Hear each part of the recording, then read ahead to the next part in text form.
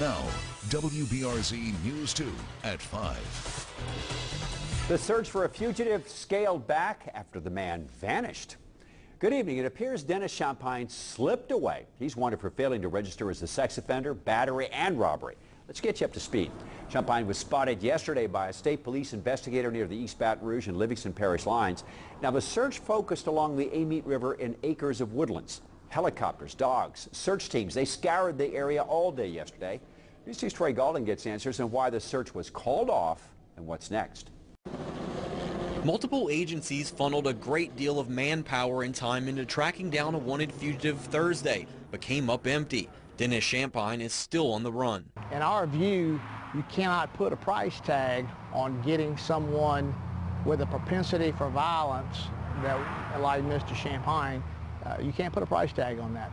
Champagne is wanted for several warrants, including failure to register as a sex offender, battery, and robbery. Walker police say Champagne was convicted of attempted aggravated rape in 2003 when he nearly beat a woman to death.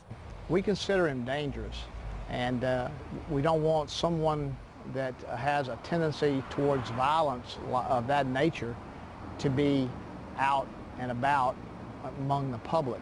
Now, as you can see behind me, this wooded area is thick.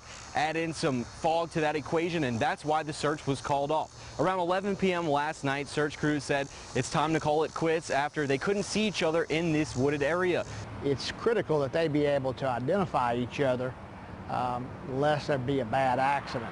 And so when it got to the point where, you know, it was becoming difficult to identify who was where, we decided to go ahead and shut it down at that point.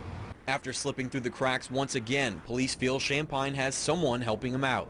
Somebody knows, whether it be a family member or a friend, he's getting assistance from somewhere. That's probably the most frustrating thing of all.